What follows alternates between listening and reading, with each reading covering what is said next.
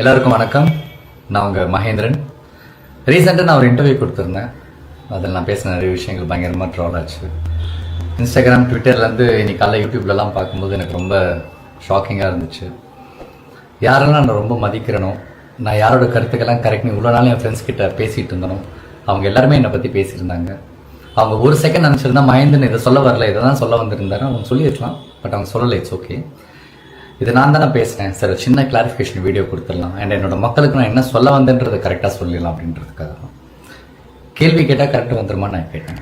நான் யாரை பார்த்து கேட்டேன் அப்படின்னா, மின்சாரத்தை வச்சு அரசியல் பண்ணுவாங்கல்ல, மக்களுடைய ஃபீலிங்ஸை வச்சு அரசியல் பண்ணுறவங்க, அண்ட் கடைசி வரைக்கும் கேள்வியை மட்டுமே கேட்டுட்டு இருப்பாங்கல்ல, அவங்கள தான் நான் கேட்டேன். அது வெகு சில பேர் இருப்பாங்க, அவங்கள தான் கேட்டேன். நீங்கள் கேள்வி கேட்டால் கரெக்ட் வந்துருமான்ட்டு.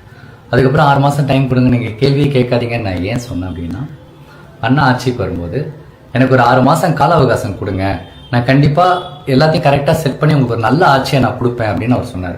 அவர் மேலே இருக்கிற நம்பிக்கையில், அன்பில், ஸோ அவரையே கேட்டிருக்காரு, நம்மளும் கேட்போன்ற ஒரே சென்ஸில் தான் நான் சொன்னேன். அவர் 6 மாதம் டைம் கொடுங்க, கேள்வி மட்டுமே கேட்காதீங்கன்ட்டு. அதுவும் வெகு சில பேர், பொதுமக்கள் கிடையாது.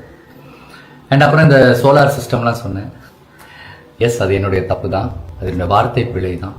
நான் ஒன்றும் பயங்கரமான ஸ்டூடெண்ட்லாம் கிடையாது. நான் ரொம்ப கஷ்டப்பட்டு 10th முடிச்சுட்டு அப்புறம் 12th போய் 11th 12th ஐயோப்பா படிக்க முடியாமல் நடுவிலே ஓடி வந்துட்டேன். ஸோ ரொம்ப சாதாரண ஒரு ஆவரேஜ் ஸ்டூடெண்ட் தான். ஸோ அதனால் நான் தப்பாக சொன்னேன். அதை நான் வந்து சோலார் எனர்ஜின்னு சொல்லியிருக்கலாம், சோலார் பவர்னு சொல்லியிருக்கலாம், சோலார் பேனல்னு சொல்லியிருக்கலாம், இந்த மாதிரி நிறைய விஷயம் சொல்லியிருக்கலாம். அங்கே நான் சரியாக என்னால் சொல்ல முடியல. நான் என்ன சொல்ல வந்தேன்றதை இப்போ நான் சொல்கிறேன்.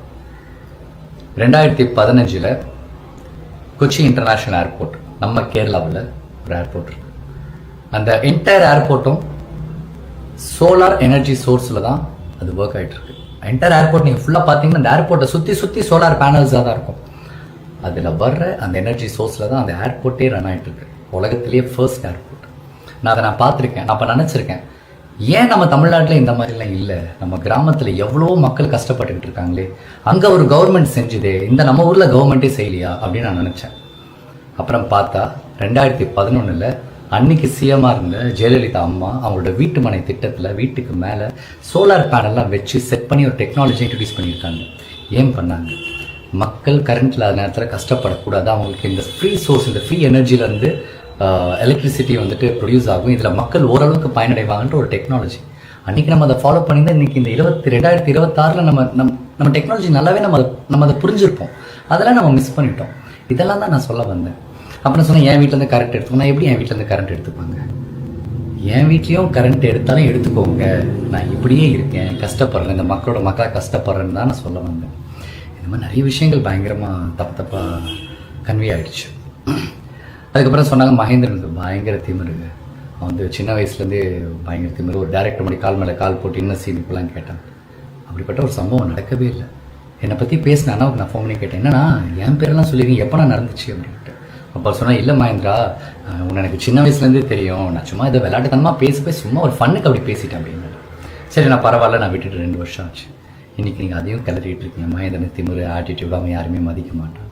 அண்ட் இன்னொரு அலிகேஷன் இருக்குது, இந்த கஷ்டத்தெல்லாம் பார்த்து மகேந்திரன் மக்களோட கஷ்டத்தை பார்த்து சிரிக்கிறேன், ஏராளமாக பேசுகிறான்ட்டு. ப்ளீஸ் எனக்கு அந்த மாதிரி பட்டத்தெல்லாம் கொடுத்துறாதீங்க. இன்றைக்கி நான் ஒரு வேளை சோறு சாப்பிட்றேன், அது காரணமே இந்த மக்கள் தான். இவ்வளோ முக்கியமான இந்த மக்களை நான் எப்படிலாம் இருப்பேன்? என் கூட வேலை பார்த்தவங்க, என் கூட பழகினவங்களுக்கு தெரியும் நான் இந்த மக்களை எவ்வளோ விரும்புகிறேன், அவங்களை எவ்வளோ நேசிக்கிறேன் அப்படின்ட்டு. எனக்கு தயவு செஞ்சு இந்த மாதிரி தப்பான பேர்லாம் கொடுத்துறாதீங்க. இப்போ நான் சரியாக நடிக்கலை அப்படின்னா, என் படம் நல்லா இல்லை நீங்கள் சொல்லுங்கள், மகேந்திரன் சரியாக நடிக்கலை, நீ ஒன்றுமே இல்லைன்னு சொல்லுங்கள், நான் கரெக்ட் பண்ணிக்கிறேன். உங்களை இம்ப்ரெஸ் பண்ணுறோம்னா நான் நல்ல ஆக்டராக இருக்கேன். அதை தாண்டி இந்த மாதிரி தப்பான அலிகேஷன்ஸ்லாம் ப்ளீஸ் என் மேலே வைக்காதீங்க. அட்லீஸ்ட் இப்போயாச்சும் நான் என்ன சொல்ல வந்தேன்றது உங்கள் எல்லாருக்கும் நல்லா புரியும் நினைக்கிறேன். அண்ட் இந்த மாதிரி விஷயங்கள் தப்பாக போய் நிறைய பொதுமக்கள் மனசை ஹர்ட் பண்ணியிருந்தா, நான் என் மனசுலேருந்து இந்த வருத்தத்தை தெரிவிச்சுக்கிறேன். நான் என்னோட சாரியை கூட நான் கேட்டுக்கிறேன், மன்னிப்பு கூட நான் கேட்டுக்கிறேன். என் மக்கள்கிட்ட கேட்கல எனக்கு என்ன பிரச்சனை, எனக்கு இது பிரச்சனையே கிடையாது. அவ்வளோதான். எனக்காக டைம் எடுத்து இந்த வீடியோ பார்க்குறவங்க எல்லாருக்கும், இந்த மாதிரி கஷ்டமான ஒரு டைமில் இந்த மாதிரி இருக்கும்போது எனக்காக என் ஃப்ரெண்ட்ஸாக இருக்கணும், யாரை கால் பண்ணவங்க, டெக்ஸ்ட் பண்ணவங்க எல்லாருக்குமே ரொம்ப ரொம்ப தேங்க்ஸ். Love you all.